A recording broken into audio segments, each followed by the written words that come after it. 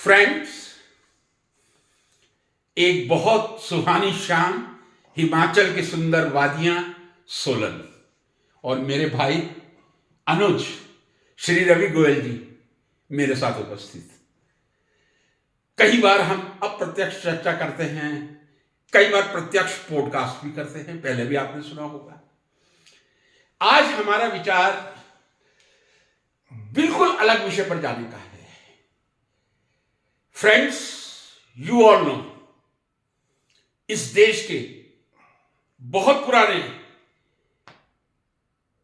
कूटनीतिज्ञ, diplomat, professor of economics, professor of political science, जी हां, आप समझ गए होंगे जब मैं कूटनीतिज्ञ, तक्षशिला के राजनीति शास्त्र और अर्थशास्त्र के प्रोफेसर की बात कर रहा हूं तो वो चाणक्य ही होंगे।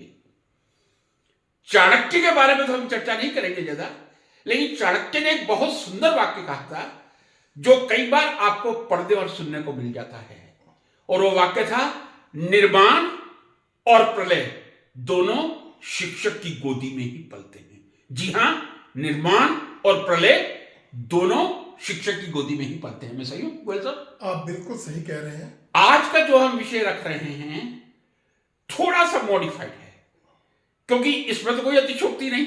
जब कौटिल्य ने कहा है, चाणक्य ने कहा है, या विष्णुगुप्त कह दूं, एक ही बात है। आज का विषय है निर्माण और प्रलय दोनों शिक्षित व्यक्ति ही करते हैं। फिर आज का टॉपिक क्लियर कर दूं, निर्माण और प्रलय दोनों शिक्षित व्यक्ति ही करते हैं। Both construction and destruction are always by the educated person. इस पे आज हम विचार विमर्श करेंगे, और मैं गोयल साहब से रिक्वेस्ट करूंगा कि वो विचारों की शुरुआत करें। मैं चाणक्य जी के इस कथन से पर्सनल तौर पर पूरी तरह सहमत हूं। विश्व का, मानव जाति का, देश का, शहर का, आप कुछ भी कहो, निर्माण भी होता है और उसका विध्वंस भी होता है। विध्वंस को आप प्रलय कहते हैं। प्रलय कहते हैं, बिल्कुल सही है। तो ये दोनों कार्य शिक्षित व्यक्ति ही कर सकते हैं। शिक्षित व्यक्ति का जो एटीट्यूड है वो पॉजिटिव है या नेगेटिव है, वो उस पर डिपेंड करता है। एक शिक्षित व्यक्ति विद पॉजिटिव एटीट्यूड निर्माण करेगा और एक शिक्षित व्यक्ति विद नेगेटिव एटीट्यूड प्रलय करेगा। थोड़ा सा इसको इलेबोरेट करें तो शायद हमारे श्रोताओं के लिए अच्छा रहेगा। अब इसको इलेबोरेट करने के लिए मैं कह सकता हूं कि जितने भी बड़े बड़े आतंकवादी हमले होते हैं, आतंकवादी हमले करने वाले तो ब्रेन वॉश किए हुए सैनिक होते हैं, लेकिन उसकी पूरी प्लानिंग, उस डिस्ट्रक्शन को पूरा अंजाम तक पहुंचाना, वो उनके पीछे जो बैठी हुई फोर्स है वो शिक्षित व्यक्ति ही होते हैं। अशिक्षित तो एक काम कर ही नहीं सकते इतना बड़ा। अशिक्षित तो सिर्फ उनके हथियार की तरह इस्तेमाल हो सकते हैं। अगर हम कहें शिक्षा से क्या कर सकते हैं, तो जितना भी निर्माण है वो शिक्षा से ही होगा, शिक्षा से ही हुआ है। चाहे वो हम धरती से हम चांद तक पहुंचे हों, या हमने विज्ञान के जरिए बहुत बड़ी बड़ी करामाती खोजें की हों, सड़कें बनाई हों, पुल बनाए हों, बिल्डिंगें बनाई हों, बहुत खूब। चाहे वो हथियारों का निर्माण किया गया हो। ऑफ कोर्स एक देश को अपनी सुरक्षा के लिए हथियारों की बहुत जरूरत होती है, और हथियारों का निर्माण करना, रॉकेट्स का निर्माण करना, एरोप्लेन्स का निर्माण करना, उनमें नई नई चीजें लेके आना, सब शिक्षित व्यक्ति का ही कार्य है। जो भी शिक्षित व्यक्ति जिस फील्ड का मास्टर होता है, उस फील्ड के अंदर वो नई से नई डेवलपमेंट करता है। और अगर वही व्यक्ति, मान लीजिए एक शिक्षित व्यक्ति है जो कि, जैसे मैंने कहा कि हथियार बनते हैं, अगर हथियार बनाने का काम कोई शिक्षित व्यक्ति आतंकवादी के लिए करना शुरू कर दे, तो वो चीज़ प्रलय की तरफ चली जाएगी। हथियार तो हथियार ही है। मैं तो ये भी मानता हूँ कि कि घर में पड़ा हुआ चाकू भी तो एक हथियार है। अगर घर की महिला पॉजिटिव थॉट के साथ है तो वो चाकू उसकी उसकी रसोई की, उसकी किचन की मशीन है। और दूसरी बात, वो चाकू हथियार भी है पॉजिटिव तरीके के साथ। मान लीजिए महिला घर में अकेली है, किसी ने बाहर से आकर के कोई शरारती तत्व घर में घुस आए जबरदस्ती, या कोई उसी चाकू से आत्महत्या कर ले, ये भी वो चाकू से अपना बचाव भी कर सकती है। बचाव भी कर सकती है। लेकिन उसी चाकू से वो नेगेटिविटी की तरफ जाएंगे तो आत्महत्या भी कर सकती है, किसी की हत्या भी कर सकती है। जब चाकू जैसे साधारण चीज को विद पॉजिटिव एटीट्यूड यूज करना, विद नेगेटिव एटीट्यूड यूज करना, तो सबसे बड़ी चीज मैं मानता हूं शिक्षा के साथ साथ पॉजिटिव एटीट्यूड देना, ये बहुत बड़ी जरूरत है। पॉजिटिव एटीट्यूड को मैं अपने मायने से, अपने धर्म के मायने से संस्कार मानता हूं। मैं ये मानता हूं कि जब हमारे यहाँ सनातन के अंदर नहीं, अभी संस्कार पे हम ना है, हम पॉजिटिव केवल एटीट्यूड संस्कार ही होता है। कंस्ट्रक्शन और डिस्ट्रक्शन पे ही हैं। ओके ओके, तो राइट नहीं तो राइट। मैं यहाँ विराम देता हूँ, अब आप बताइए। मैं गोयल साहब की बात को सपोर्ट करता हुआ एक सुंदर उदाहरण लेना चाहूंगा। मेरी दृष्टि में वो सुंदर है, आप लोगों की दृष्टि में है या नहीं। दो व्यक्ति, दोनों ही भारतीय मूल के नहीं, एक स्विट्जरलैंड के और एक अमेरिका के। एक का नाम ओपेनहाइमर, जिस पर एक बहुत सुंदर मूवी बनी थी और इंडिया में भी काफी फेम मिला था उसको, मैं तो नहीं देख पाया था, माफी चाहूंगा। दूसरे स्विट्जरलैंड में पैदा हुए अल्फ्रेड नोबेल, जो ज्यादा समय तक फ्रांस में रहते थे। ओपेनहाइमर को हम फादर ऑफ बम कहते हैं। ओपेनहाइमर कौन थे? अमेरिका के एक बहुत बड़े थ्योरेटिकल फिजिसिस्ट थे, जिन्होंने जापान के हिरोशिमा और नागासाकी पर बम की बरसात करवाकर मानव जाति को कलंकित करते हुए कई लाख लोगों का नरसंहार किया था और कई लोगों को हैंडीकैप बनाया था। दूसरी तरफ अल्फ्रेड नोबेल, जी हां, नाइट्रोग्लिसरीन के जनक, डायनेमाइट के जनक, कई विस्फोटक उन्होंने बनाए थे। He was not a simple engineer और a chemist, but he was a great entrepreneur. उनकी 20 कंट्रीज में 90 लेबोरेटरीज चलती थी। चूंकि उन्होंने नाइट्रोग्लिसरीन को इन्वेंट किया था और नाइट्रोग्लिसरीन के बाद डायनेमाइट की भी इन्वेंशन उन्हीं की थी, कई बार गलती से हम उन्हें भी ओपेनहाइमर की श्रेणी में लाकर खड़ा कर देते हैं, जो एक बहुत बड़ा पाप होगा। पहले भी मैंने कुछ दिनों पहले एक वीडियो अपलोड किया था, किसी वीडियो के रेफरेंस में नहीं, ओपेनहाइमर की तुलना अल्फ्रेड नोबेल से नहीं की जा सकती।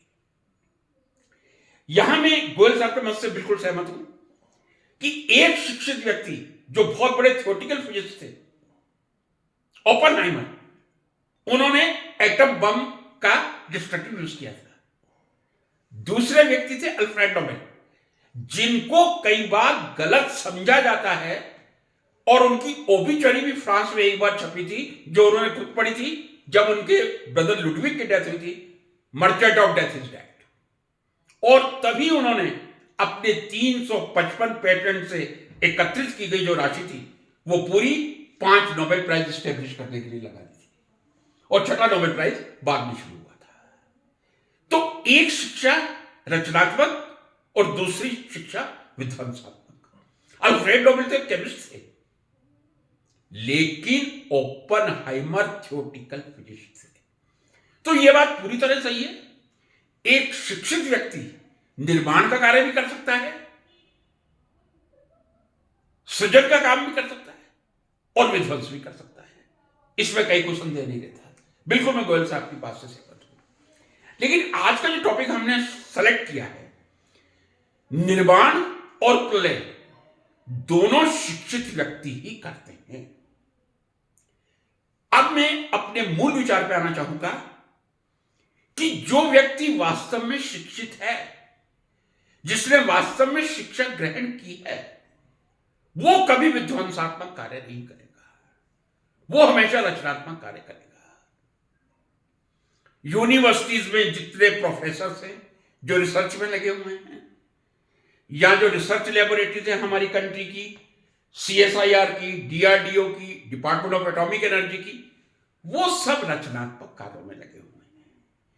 अब मेरा गोयल साहब से एक प्रश्न होगा, गोयल साहब, कितने प्रतिशत मानते हैं आप शिक्षित व्यक्ति निर्माण का काम करते हैं और कितने व्यक्ति विध्वंस का, डिस्ट्रक्शन का काम करते हैं? प्रतिशत में आप बताएं तो चलेगा। अगर आप प्रतिशत की बात करेंगे तो मैं तो बात अगर शिक्षित हो या अशिक्षित हो, जो विध्वंस के कार्य में लिप्त लोग हैं, मैं तो उसको कोई 1% भी नहीं मानता। मैं तो मानता हूँ 0.01% से ज्यादा नहीं होंगे। 0.01 भी नहीं होंगे, इतने भी नहीं होंगे, बिल्कुल 0.0001% होंगे। हजारों में, लाखों में एक व्यक्ति होगा जो कि विध्वंस फैलाएगा।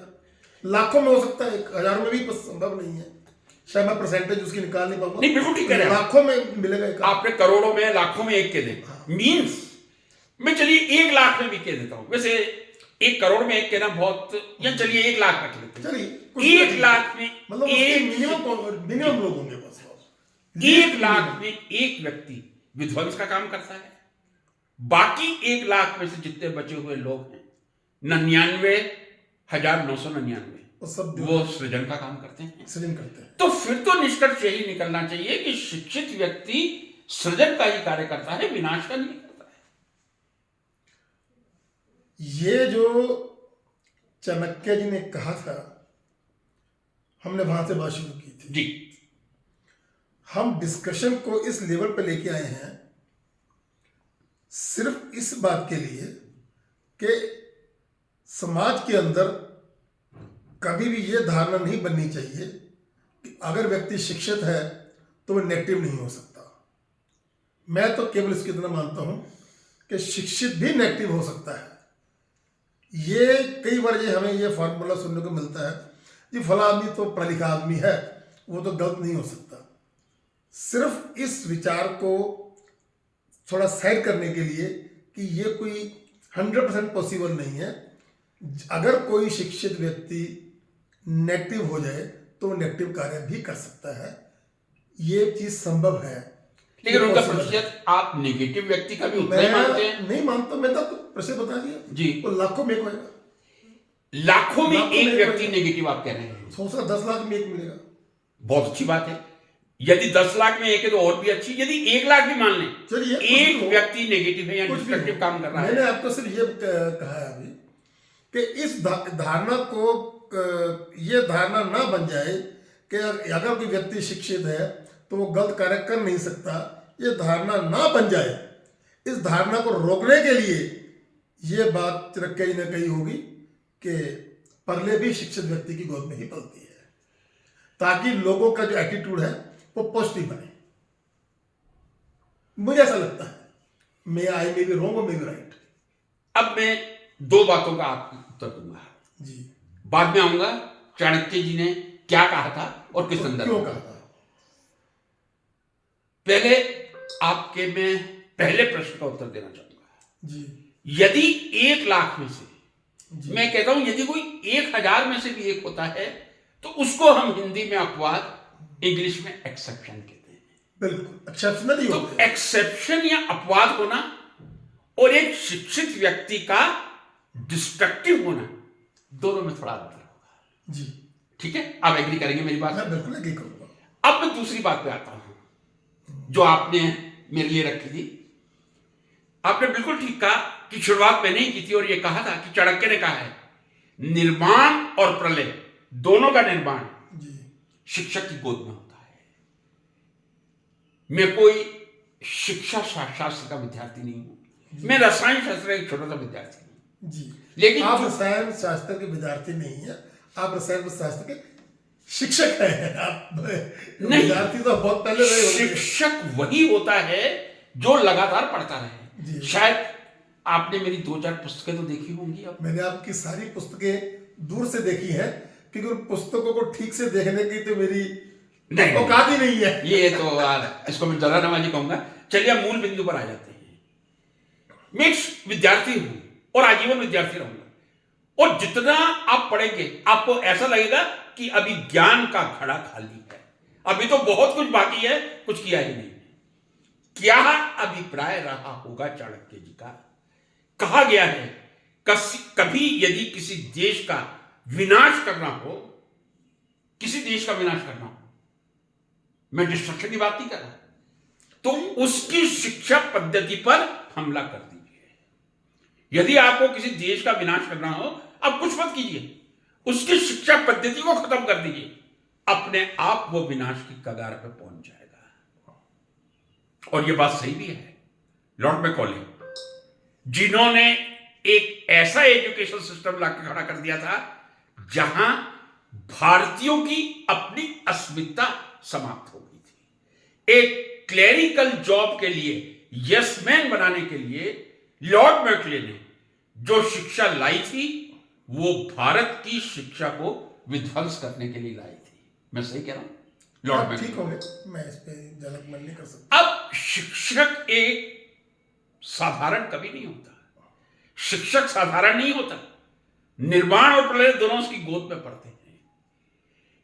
शिक्षक का कार्य है विद्यार्थियों को सही रास्ता दिखाना, चाहे वो प्राइमरी स्कूल का टीचर हो या पीएचडी का गाइड हो। आप किस तरह का रास्ता विद्यार्थी को दिखाते हैं, आप किस तरह के शिक्षक बना रहे हैं, आप किस प्रकार की शिक्षा दे रहे हैं। यदि आप ऐसी शिक्षा दे रहे हैं जो आपके विद्यार्थी आगे चलके, आपने संस्कारों की बात भी बीच में कही थी, मैं एग्री कर रहा हूं, संस्कार का भी विस्तार करें, ज्ञान का भी विस्तार करें और कौशल का भी विस्तार करें। स्किल जिसको हम कहते हैं, लर्निंग इज ए स्किल। तो यदि इस तरह के विद्यार्थी हम पैदा करेंगे जो उस चैन को आगे बढ़ाएंगे, तो निर्माण होगा। यदि हम बेरोजगारों की फौज खड़ी कर देंगे, तो फिर विध्वंस होने का डर रहता है। तो शिक्षा व्यवस्था एक ऐसी होनी चाहिए जहां शिक्षा ग्रहण करने वाले को उसकी योग्यता के आधार पर नौकरी मिल सके, व्यवसाय मिल सके। यदि नौकरी या व्यवसाय नहीं मिलेगा तो फिर विध्वंस होगा। तो शिक्षक निर्माण भी कर सकता है, क्योंकि चाणक्य जी के समय में जो शिक्षा नीति थी वो शिक्षक बनाया करते थे। कालांतर में समय परिवर्तित होकर एक ऐसा युग आ गया है जो शिक्षक है, ट्रू टीचर है, वो तो क्लास में पढ़ा रहा है, और माफी के साथ कह रहा हूं, जिनका कोई दूर दूर तक शिक्षा से नाता नहीं रहा, वो देश की शिक्षा नीति बना रहे हैं। तो किस प्रकार की शिक्षा नीति बनेगी, किस प्रकार के शिक्षक बनेंगे, इस पर हम विचार कर सकते हैं। मैं थोड़ा सा किस बात को कुछ कहूं मैं? बिल्कुल बिल्कुल। आप शिक्षा, अब आपने जो कुछ बोला उसमें मुझे लगा आप एकेडमिक शिक्षा की बात कर रहे हो। मैं ये नहीं मानता। एकेडमिक शिक्षा एक अपने आप में शिक्षा है, लेकिन एकेडमिक शिक्षा ही क्या पूर्ण शिक्षा है? मैं ऐसा नहीं मानता। मुझे आपकी बातों से यह आभास हुआ कि आपकी नज़र में एकेडमिक शिक्षा ही संपूर्ण शिक्षा है। माफ़ कीजिएगा, मैं ऐसा बिल्कुल नहीं मानता। जब घर में एक बच्चा जन्म लेता है, वो हो सकता है कि उसकी माता बिल्कुल एकेडमिक शिक्षा के मामले में अशिक्षित हो, लेकिन हर बच्चे की पहली शिक्षक उसकी माँ ही होती है, उसका पिता होता है, उसके दादा दादी, उसका परिवार होता है, जो कि उसको संस्कार की शिक्षा देता है। हो सकता, ये तो कोई सवाल नहीं है ना कि हर बच्चा एक शिक्षित घर ही पैदा होगा। जो कभी स्कूल नहीं गया होगा, जो बहुत ही अशिक्षित होगा, बहुत ही पिछड़ा हुआ होगा, बच्चा तो उसके घर में भी आएगा भगवान की कृपा से। और उस बच्चे के अधिकार उतने ही हैं जितने के उस समय के सबसे बड़े शिक्षक के बच्चे के होंगे। ये तो मान लो कि बच्चे के अधिकार तो सबके बराबर है। बिल्कुल। तो शिक्षा का मतलब मेरे लिए एकेडमिक क्वालिफिकेशन नहीं है, मैं यहाँ माफी चाहता हूँ। ये नहीं कि मेरी इस बात को ऐसे ले कि उसका कोई मकसद नहीं है। एकेडमिक क्वालिफिकेशन का 70% रोल हो सकता है शिक्षा के अंदर, लेकिन एक बच्चा जन्म लेता है, वो संस्कार की शिक्षा अपने माँ बाप से लेता है, अपने बड़ों से मिलने की शिक्षा माँ बाप से लेता है। आपने शिक्षा के अंदर, मैं एग्जाम्पल कोट नहीं कर पाऊंगा, हमने बहुत बार देखा कि बड़े बड़े कुछ क्रिकेटर्स बने, उन्होंने शिक्षा बीच में ही छोड़ दी क्योंकि उनके टीचर्स को लगा कि इनको, इलोन मस्क कहूंगा मैं, इलोन मस्क सबसे बड़ा उदाहरण है। तो इसके टीचर को कि इस व्यक्ति को एकेडमिक शिक्षा से ज़्यादा तो ये क्रिकेट के अंदर या फुटबॉल के अंदर या किसी गेम के अंदर या किसी कला के अंदर, जैसे कि हमने एक फिल्म भी देखी थी जिसके अंदर एक बच्चा पढ़ने में बिल्कुल नाकाम होता है, पर उसकी कला को उस फिल्म के हीरो आमिर खान ने पहचाना तारे जमीन पर, और वो एक अच्छा पेंटर होता है। वहाँ पर एक क्वेश्चन मार्क भी लगा कि क्या ये पेंटिंग करके अपना जीवन चला पाएगा, उसका भी जवाब दिया गया। शिक्षा को एकेडमी से मत बांधिए। शिक्षा एक इतना बड़ा साम्राज्य है, मेरे लिए संस्कार सबसे पहली शिक्षा है। पॉजिटिव एटीट्यूड, कि आपको निर्माण के अंदर आपको अपना जो योगदान जीवन का देना है।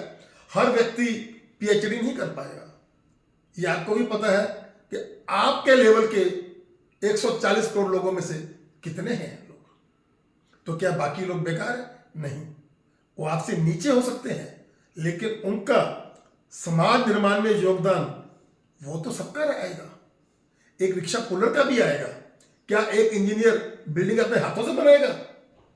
क्या एक मजदूर, क्या उसका निर्माण में कोई हाथ नहीं है?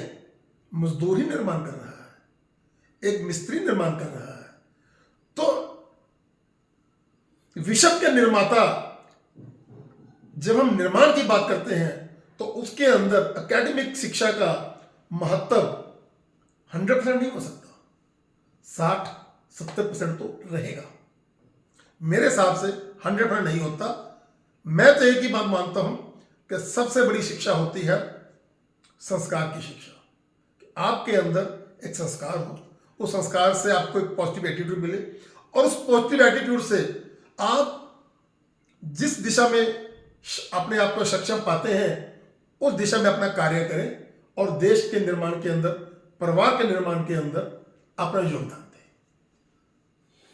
गोयल साहब, आपने मेरा भार कम कर दिया, मैं बहुत खुश हूं इस संदर्भ में कि आपने कहा एकेडमिक या जो फॉर्मल एजुकेशन है वो 60 या 70% स्कूल या कॉलेज से लेता है, बाकी 30% माता पिता से लेता है, समाज से संस्कार से लेता है, समाज संस्कार दे, परिवार संस्कार दे, या स्कूल और कॉलेज दोस्तों से लेता है, सभी से लेता है।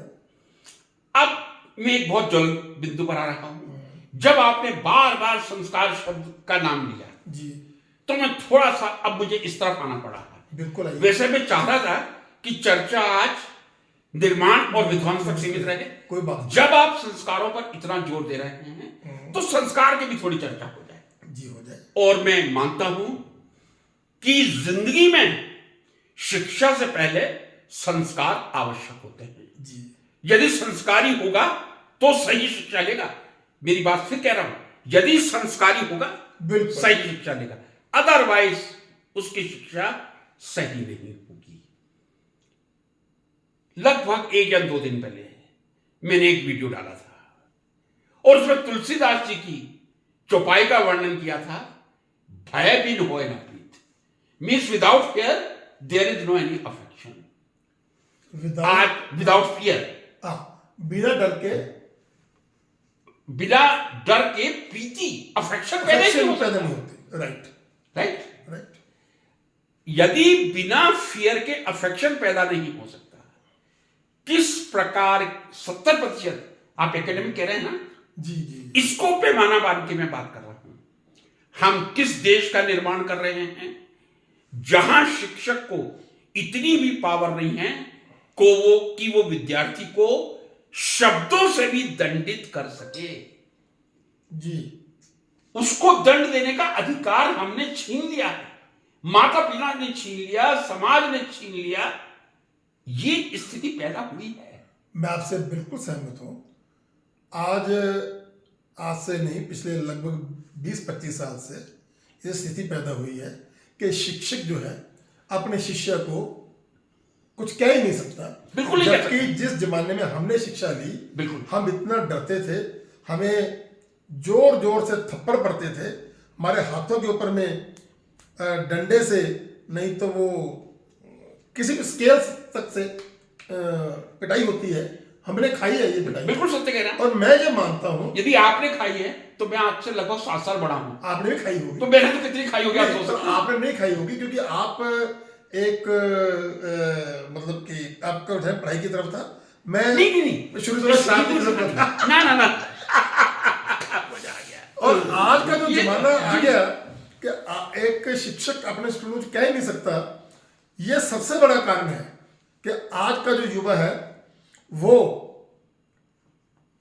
पढ़ने की तरफ चला गया। क्योंकि शिक्षा के दौरान जब वो कुछ गलती करता है तो उसके शिक्षक पे ये अधिकार ही नहीं रहा कि वो उसको डांट सके, और बिना डर के प्रीति नहीं होगी। बिना डर के कुछ भी नहीं होगा। मैं आपकी बात से 1000% सहमत हूं। डर से ही एक इंसान बनेगा, वरना वो राक्षस बन जाएगा। तो शिक्षक को इतनी पावर मीन्स सत्ता नहीं, इतनी उसको आप पावर दीजिए कि वो यदि विद्यार्थी सही करे तो उसको पुरस्कृत करे, उसको प्रशंसा के शब्दों से सुशोभित करे, और यदि वो कोई गलती करे उसको चेतावनी दे, फिर भी गलती करे तो उसको दंड दे। बिल्कुल। मैंने 1-2 दिन पहले कोई वीडियो अपलोड किया था मेरे YouTube चैनल पे, आप जाके देख लीजिए, डॉक्टर चंद्र प्रकाश भसीन। उसमें मैंने यही बात की थी। ये जो आपने बात कही है, इस बात की मैं पुनरावृत्ति आपसे करना चाहूंगा। पता नहीं कितना सही है या कितना गलत है। एक कहानी मैं आपके सामने पेश कर रहा हूं जी। एक बच्चा था और एक मां थी, पिता नहीं थे। बच्चा मां का बहुत लाडला था। होते सभी बच्चे लाडले होते हैं। जब पिता नहीं होगा, एक ही बच्चा होगा, तो लाड प्यार और ज्यादा बढ़ जाता है। और यह ध्यान रखिए, लाड प्यार कई बार बच्चे की जिंदगी को बिगाड़ भी सकता है, हमेशा ही बिगाड़ता है। अब मैं ये छोटी सी कहानी पेश कर रहा हूं। बच्चा स्कूल जाता है, पहली कक्षा में मां भेजती है। बच्चा धीरे से अपने सहपाठी की, क्लासमेट की रबड़ चुरा के ले आता है। घर आता है, मां बैग चेक करती है, बैग में से रबड़ निकलती है कि बेटे मैंने तेरे को रबड़ दी नहीं थी, ये कहां से आ गई? मम्मी मैंने चोरी कर ली। इतनी गंदी बात आगे से नहीं करना। फिर 1 साल बाद बच्चा जाता है, दूसरी में पेंसिल और एक रबड़, एक किसी बच्चे की पेंसिल, दूसरे की रबड़ ले आता है। और जब घर पे आता है, फिर वही मां उसका बैग खोलती है और उसमें से रबड़ और पेंसिल। मां प्रश्न करती है कि कहां से आए? मां मैंने चुरा लिए थे क्योंकि मेरे पास नहीं थे। मां कहती है इतना गलत काम मैंने तेरे को मना किया था। जब वो बच्चा 6ठी 7वीं कक्षा तक पहुंचता है, वो पूरा ज्योमेट्री बॉक्स चुरा लेता है। ये कहानी बहुत सार्थक है। यदि ये रिपीट भी हो रही है, कृपया इसको ध्यान से सुनिए। शिक्षक किस तरह निर्माण और प्रलय कर सकता है, यह संयोग रहा कि आपने ये बात की और मेरे मस्तिष्क में आ गया। बच्चा बड़ा होता है, 10वीं और 12वीं की परीक्षा में जाता है। मुझे नहीं मालूम, गुजराती में हम छोटी छोटी स्लिप बनती है सर, उसको बोलते हैं कापली, और यूपी में बोलते हैं खर्रे। पंजाब में उसको क्या कहा जाता है? वो भी बनते तो होंगे पंजाबी में, पर्ची बोलते हैं। पर्ची है ना, छोटी छोटी पर्चियां बनती हैं। मैंने सुबह भी ये बात कही थी, जब वो बच्चा बड़ा हुआ। अच्छा, पर्ची मां के सामने बैठ के बना रहा है। मां ने कभी नहीं सोचा कि जिस बच्चे को मैंने पूरे साल अपने हाथ में पेन और पेपर नहीं देखा, वो आज इतना बड़ा लेखक बन गया मेरा बेटा, जो 4-4, 5-5 घंटे लिख रहा है इतनी छोटी छोटी पर्चियों पे। कितनी चिंता है इसको देश की। ये वृक्ष को बचाने के लिए इतनी छोटे कागज का इस्तेमाल कर रहा है। बच्चा जाता है, क्योंकि वो बचपन से शातिर हो गया था चोरी करने में, इस तरह से चोरी करता है कि अच्छे लोकल सुपरवाइजर, स्क्वाड उसको पकड़ नहीं पाती। अच्छे नंबर ले आता है, पास हो जाता है, और जब वो पीजी तक आता है तब तक तो वो चोरी करने में माहिर हो जाता बाहर जाता है, ठीक है। चोर बन जाता है। महान चोर बन जाता है। 25 वर्ष की अवस्था में पहुंचते पहुंचते वो चोरी करने की पराकाष्ठा पे पहुंच जाता है। मतलब उसने कोई कैसे चोरी की जाए इसका ट्रेनिंग इंस्टीट्यूट भी खोल लिया जाए, खोला हो तो इसमें अतिशयोक्ति नहीं। अब बड़ा ये बात बड़ी ध्यान से सुनने योग्य है। बहुत बड़ा चोर वो बन गया था। कहां उसने रबड़ से शुरुआत की थी, उसने कॉपी कर करके फर्स्ट क्लास लाके चोरी में महारत हासिल कर ली थी। गोयल साहब, मैं सही बता रहा हूं। एक दिन अचानक घर का दरवाजा खटकता है, मां बाहर आती है, पुलिस के 2 सिपाही आते हैं, कहते हैं आपका नाम शारदा देवी है? जी हाँ, मेरा नाम शारदा देवी। आपके बेटे का नाम रमेश कुमार है? जी हाँ। चलिए। कहां चलूं? पुलिस थाने। अरे मैंने जिंदगी भर मजदूरी करके अपने बेटे को पढ़ाया और आया मुझे पुलिस थाने ले जा रहे हैं? जी हां, आपको चलना पड़ेगा। कि कारण क्या है, क्यों ले जा रहे हो? ऐसा है माता जी, आपके बेटे ने 2 लोगों का कत्ल किया है। अरे मेरा बेटा तो चींटी नहीं मार सकता, अहिंसा परमो धर्म मानता है, वो तो कैसे वध कर सकता है? तब पुलिस वाले वहीं उसको समझाते हैं कि आपका बेटा एक घर में चोरी करने गया था, चोरी करके जैसे ही वो निकल रहा था एक वृद्ध दंपति की जाग खुल गई और जैसे ही वो चिल्लाने लगे उसने दोनों का गला पकड़ लिया। आपको मालूम है जेल से पहले कुछ समय के लिए पुलिस कस्टडी में रखा जाता है। माता उससे पुलिस कस्टडी में मिलने गई, आंखों से अश्रु की धारा बह रही है, अश्रु की धारा आंखों से बह रही है। अरे मेरा बेटा ये कर सकता है, हत्या कर सकता है, चोरी कर सकता है। मां रोती है, क्या होगा? पुलिस वालों ने कहा आजीवन कारावास होगा। हाँ हाय, मेरी जिंदगी कैसे कटेगी, चलो बेटे को देख तो लो। रोती हुई अश्रु की धारा के साथ बेटे के पास जाती है, लेकिन उस समय बेटे की आंखों में जो क्रोध की ज्वाला धधकती है उसका मैं वर्णन नहीं कर सकता। धीरे धीरे मां आगे जाती है, बेटा क्या मैं ये सच सुन रही हूं? ऐसा हो सकता है? क्या कमी रखी मैंने तेरे को, मजदूरी करके तेरे को पूरे लाड प्यार से पाला है। वो लड़का नौजवान क्या करता है गोयल साहब, मां के गाल पे कस के थप्पड़ मारता है और मां उस थप्पड़ को सहन नहीं कर सकती, जमीन पे गिर जाती है। मां जैसे तैसे करके उठती है, बेटा तेरे छोटे छोटे कुछ गलत काम किए होंगे, लेकिन मैंने हमेशा तेरे को समझाया, कभी एक चांटा नहीं लगाया, और आज तू मेरे को इतना चांटा इस कस के मार रहा है कि मैं उसको सहन नहीं कर पा रही हूं। अब जरा ध्यान से सुनिए गोयल साहब, वो नौजवान कहता है, मां यदि यही चांटा तेने मुझे पहली और दूसरी क्लास में जब मैंने रबड़ और पेंसिल चुराई थी तब कस के मार दिया होता तो शायद मैं आज यहां नहीं होता, किसी कोर्ट में जज बन के बैठा होता, किसी विश्वविद्यालय का शिक्षक होता, या किसी साइंटिफिक लेबोरेटरी में साइंटिस्ट होता। कहने का मतलब यह है, अब मैं मूल बिंदु पर आना चाह रहा हूं। शिक्षक का मतलब यह है विद्यार्थी को अच्छी शिक्षा देना। जो पूरी तन्मयता से शिक्षा नहीं देता, समर्पण से शिक्षा नहीं देता, वो शिक्षा के लिए वरदान नहीं अभिशाप है। मुझे कहने में कोई समझ नहीं। आप इतनी तनख्वाह लेने के बाद समय पर अपनी कक्षा में जाकर रीसेंट नॉलेज से यदि विद्यार्थी को अपडेट नहीं करवा सकते, यह सबसे बड़ा पाप है। लेकिन जब उन्हीं विद्यार्थियों का आंकलन करते हैं जी, आप समर्पण भाव से पढ़ाइए। यह नहीं कि आपका 1 घंटे का लेक्चर है तो ही पढ़ाएंगे जी। आप बुला लीजिए, घर पे बच्चा पढ़ना चाह रहा है, ट्यूशन नहीं कह रहा, ये बच्चे की प्रॉब्लम सॉल्व कीजिए। या आप अपने चैम्बर में, चैम्बर तो शब्द बड़ा हो जाता है, आप अपने रूम में बैठे हुए हैं रिसर्च विद्यार्थियों के साथ, बच्चा आया, आपने आधा घंटा उसे अलग से पढ़ा दिया, यह आपका धर्म है, कर्तव्य है।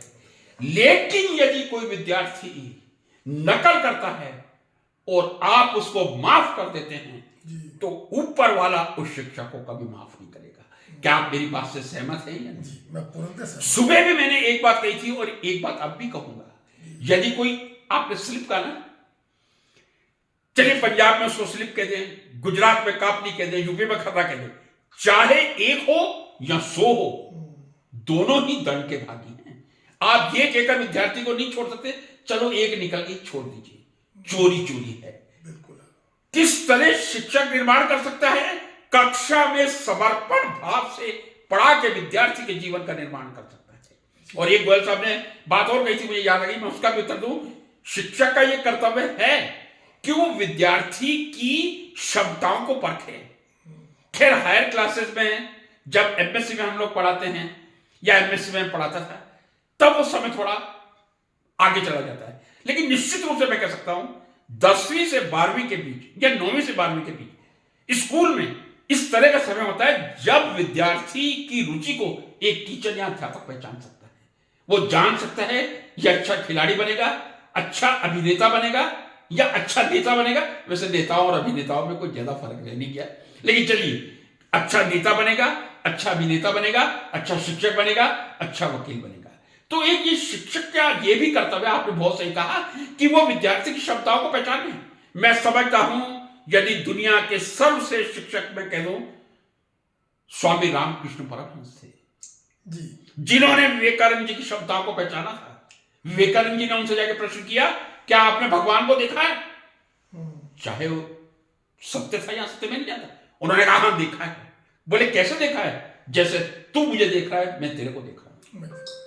क्योंकि रामकृष्ण परमहंस जी को लग गया था कि शायद ये विद्यार्थी आगे चल के इस देश के संस्कृति के वहन का कार्य कर सकता है। बिल्कुल। तो कुछ और आप कहना चाहें तो? ना बस। तो अंत में मैं एक वाक्य कह दूं, यदि गोयल साहब सहमत हो तो। जी, शिक्षित व्यक्ति ज्यादातर निर्माण का ही कार्य करते हैं, लेकिन गोयल साहब की भाषा में 10 लाख और मैं उसको डाइल्यूट करके 1 लाख कर देता हूं। 1 लाख में से कोई एक शिक्षित व्यक्ति होगा जो विध्वंस का कार्य करता है। तो शिक्षा हमेशा निर्माण का कार्य करती है। शिक्षा को आगे बढ़ाइए। जो माता पिता अभी भी अपने बच्चों से बाल मजदूरी करवा रहे हैं, उनसे बड़ा अपराधी इस देश में कोई नहीं हो सकता। और जिन घरों में वो बच्चे काम कर रहे हैं, उनसे बड़ा अपराधी भी कोई नहीं हो सकता। शिक्षा की अलग जगाएं, कानून बनने का इंतजार ना करें, अपने बच्चों को अधिक से अधिक शिक्षा दें और शिक्षक धर्म का पूरी ईमानदारी से निर्वाह करें, तो निर्माण सुपर निर्माण में बदल जाएगा। मैं आशा करता हूं गोयल साहब, आज की हमारी चर्चा बहुत सार्थक रही। गोयल साहब का हृदय से आभार प्रकट करता हूं। धन्यवाद।